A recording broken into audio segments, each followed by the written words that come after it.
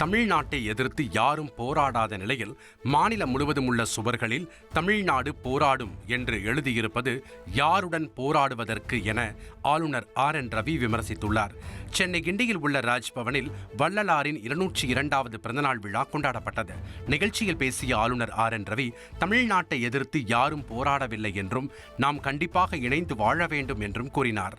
மற்ற மாநிலங்களை விட கல்வியறிவு அதிகமாக உள்ள தமிழ்நாட்டில் பட்டியல் இனத்தவரை நடத்தும் விதம் மனதுக்கு வருத்தமாக உள்ளதாக தெரிவித்தார்.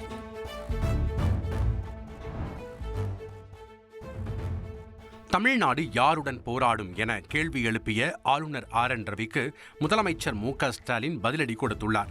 ஹிந்தி மொழியை ஏற்றுக்கொண்டால்தான் கல்வி நிதியை கொடுப்போம் என்பதற்கு எதிராக போராடும் என்றும், தமிழ்நாட்டுக்கு வரவேண்டிய தொழிற்சாலைகள் மற்றும் வேலை வாய்ப்புகளை மற்ற மாநிலத்துக்கு அழைத்துச் செல்லும் சதிகாரர்களுக்கு எதிராக போராடும் என்றும் சாடியுள்ளார்.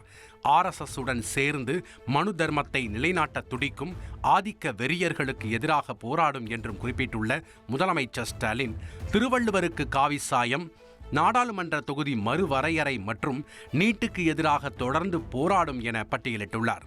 தமிழ்நாட்டு மக்களிடையே குழப்பத்தை உண்டாக்க பணியாற்றும் ஆளுநருக்கு எதிராகவும் தமிழ்நாடு போராடும் எனவும் ஆளுநருக்கு முதலமைச்சர் ஸ்டாலின் பதிலடி கொடுத்துள்ளார்.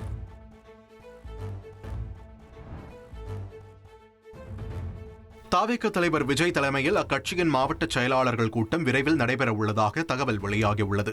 தாவேக பொதுச் செயலாளர் ஆனந்த் தலைமறைவாக இருப்பதால் விஜய் தினமும் நேரடியாக மாவட்ட செயலாளர்களை தொடர்பு கொண்டு பேசி வருகிறார்.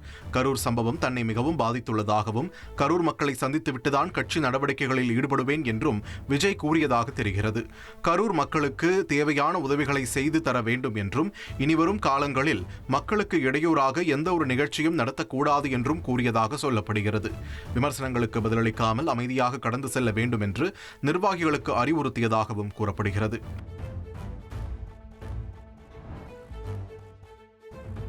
கரூரில் முதற்கட்ட விசாரணை தொடங்கியுள்ளதாக SIT குழுவின் தலைவர் IG அஸ்ரா கர்க் கூறியுள்ளார். கரூர் வேலுச்சாமிபுரத்தில் IG அஸ்ரா கர்க் தலைமையிலான SIT குழுவினர் ஆய்வு செய்தனர். சம்பவம் நடைபெற்ற இடத்தில் 1 மணி நேரத்திற்கும் மேலாக ஆய்வு செய்த குழுவினர் உள்ளூர் மக்களிடமும் விசாரணை நடத்தினர். பின்னர் செய்தியாளர்களை சந்தித்த அஸ்ரா கர்க், முதற்கட்ட விசாரணை தற்போதுதான் தொடங்கியுள்ளதாகவும், முழுமையான விசாரணைக்கு பின் விவரங்கள் வெளியாகும் என்றும் தெரிவித்தார். அது தொடர்ச்சியாக இன்றைக்கி தான் முதல் நாள் நாங்கள் விசாரணை ஃபார்முலா தொடங்கியிருக்கோம், ஆரம்பிச்சிருக்கோம். அதனால் இப்போதைக்கு இந்த கேஸை நாங்கள் எப்போதும் ஸ்டார்ட் பண்ணதுனால தொடங்குறதுனால விசாரணை இப்போதைக்கு ஃபர்தர் டீட்டெயில் இப்போதைக்கு ஒன்றும் ஷேர் பண்ண முடியாது, சொல்ல முடியாது. இப்போ தான் இன்வெஸ்டிகேஷனை இன்றைக்கி உங்களுக்கு தெரியும், நீங்கள் பார்த்துருக்கீங்க, ஸ்பாட் ஃபர்ஸ்ட் டே விசிட் பண்ணியிருக்கோம். சென்னை கோட்டூர்புரத்தில் மாரத்தான் ஓடிய இளைஞர் திடீரென வலிப்பு ஏற்பட்டு உயிரிழந்தார். அண்ணா பல்கலைக்கழகத்தில் புற்றுநோய் விழிப்புணர்வு தொடர்பாக நடந்த நிகழ்வில் பங்கேற்ற கிழக்கு தாம்பரத்தைச் சேர்ந்த வங்கி ஊழியரான பரமேஷ் திடீரென வலிப்பு ஏற்பட்டு மயங்கினார். மருத்துவமனைக்கு அழைத்துச் சென்ற போது அவர் உயிரிழந்ததாக மருத்துவர்கள் உறுதி செய்தனர்.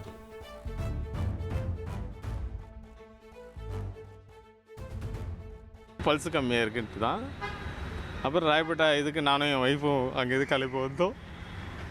கிளம்பி எமர்ஜென்சி முழுக்க தேடுறா, எமர்ஜென்சியில் இல்லாமல் வெளியே போட்டு வச்சுருக்காங்க. வெளியே வச்சுருந்தாங்க. என்ன சார் ட்ரீட்மெண்ட்டு கொடுக்கலையாண்ணா? இல்லை சார் ஆனார வெளில டெத் ஆகிட்டாரு அப்படின்னாங்க. இன்ட்ரெஸ்ட்டாக இருப்போம் அந்த ட்ரெக்கிங் போகிறது, இதெல்லாம் நமக்கு இந்த மாதிரி நடக்கும்னு தெரியல எனக்கு. இல்லை இனிமேல் கொஞ்சம் அவங்கள ஓடுறவங்களோட கிலோமீட்டர் கொஞ்சம் கம்மி பண்ணிக்கலாம், 20ங்கிறத கொஞ்சம் கம்மி பண்ணி வைக்கலாம். பீகார் சட்டமன்றத்தின் பதவிக்காலம் வரும் நவம்பர் 22ஆம் தேதியுடன் முடிவடைவதால் அதற்கு முன்பே தேர்தல் நடைமுறைகள் முழுமையாக முடிக்கப்படும் என தலைமை தேர்தல் ஆணையர் ஞானேஷ்குமார் திட்டவட்டமாக தெரிவித்துள்ளார். இதுகுறித்து செய்தியாளர்களிடம் பேசிய அவர், 22 ஆண்டுகளுக்கு பிறகு பீகாரில் வாக்காளர் பட்டியல் சிறப்பு தீவிர திருத்த நடவடிக்கை ஜூன் 24ஆம் தேதி தொடங்கி வெற்றிகரமாக முடிக்கப்பட்டதாக குறிப்பிட்டார்.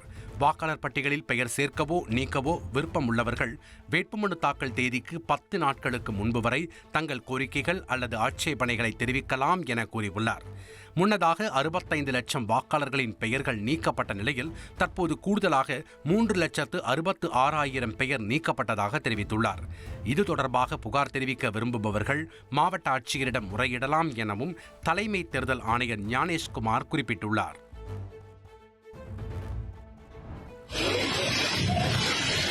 மேற்கு வங்க மாநிலம் டார்ஜிலிங்கில் கனமழை காரணமாக ஏற்பட்ட நிலச்சரிவில் சிக்கி 17க்கும் அதிகமானோர் உயிரிழந்துள்ள சம்பவம் பெரும் சோகத்தை ஏற்படுத்தியுள்ளது. இன்னும் சிலரை காணவில்லை என்று கூறப்படுவதால் பலி எண்ணிக்கை மேலும் உயரக்கூடும் என்று அஞ்சப்படுகிறது. துதியா பகுதியில் பாலசன் ஆற்றில் கட்டப்பட்டிருந்த இரும்பு பாலம் இடிந்து விழுந்ததில் அங்கு போக்குவரத்து கடுமையாக பாதிக்கப்பட்டுள்ளது.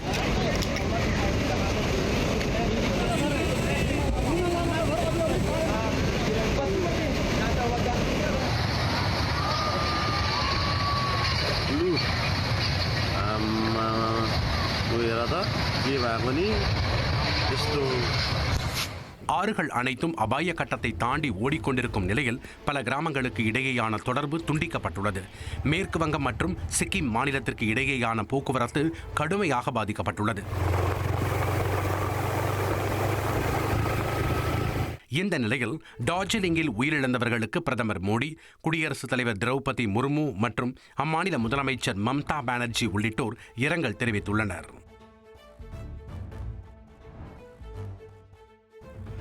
கடந்த வாரம் பிலிப்பைன்ஸை தாக்கிய மேட்மோ புயல் தெற்கு சீனாவில் கரையை கடந்தது. குவாங்டாங் மாகாணத்தில் கரை கடப்பதற்கு முன்பாக ஹைனான் மாகாணத்தின் பல்வேறு இடங்களிலும் கனமழையானது கொட்டித் தீர்த்ததால் பல இடங்கள் வெள்ளக்காடாக காட்சியளித்தன. இரானி கோப்பை போட்டியில் ரெஸ்ட் ஆஃப் இந்தியா அணியை 93 ரன்கள் வித்தியாசத்தில் வீழ்த்தி விதர்பா அணி சாம்பியன் பட்டம் வென்றது. நாக்பூரில் நடைபெற்ற இறுதிப் போட்டியில் முதல் இன்னிங்ஸில் விதர்பா 342 ரன்களும் ரெஸ்ட் ஆஃப் இந்தியா 214 ரன்களும் அடித்தன. இரண்டாவது இன்னிங்ஸில் விதர்பா 232 ரன்களுக்கு ஆல் அவுட் ஆனது. பின்னர் இரண்டாவது இன்னிங்ஸில் 361 ரன்கள் இலக்கை நோக்கி ஆடிய ரெஸ்ட் ஆஃப் இந்தியா அணி 267 ரன்களுக்கு ஆட்டமிழந்தது. இதன் மூலம் 93 ரன்கள் வித்தியாசத்தில் விதர்பா வாகை சூடியது. அதிமுக்கிய விவரங்களை அனைவருக்கும் புரிய வைக்கும் பாட்காஸ்ட். பொருளாதார சம்பவங்களை தேடி களத்திற்கே உங்களை அழைத்து செல்லும் ஸ்பாட்லைட். அங்க இருக்கக்கூடிய கள விவரங்கள் என்ன? கடந்த 5 வருஷமாவே சார் எனக்கு ரொம்ப பிடிக்கும் அவர் வர்றதுக்காக. எங்களுடைய நியாயமான கோரிக்கை Even at the cost of stopping. பார்வையாளர்களையும் செய்திக்குள் பங்கெடுக்க செய்யும் மக்கள் குரல். 50 ரூபாய் எங்களுக்கு தண்ணிக்கு ஒரு தீர்வே இல்லைங்க 10 வருஷமா. எங்களுக்கு சரியான ஒரு விடிவு கிடைக்கவில்லை. 60,000 ஏக்கருக்கு தான் கேட்கிறோம், பிச்சை கேட்கறாங்க.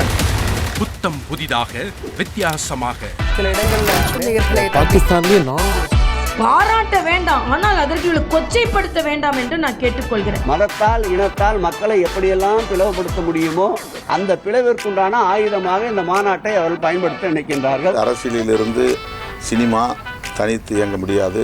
அனைத்தும் உங்களுக்காக. எப்போதும் இணைந்திருங்கள் தந்தி டிவியுடன்.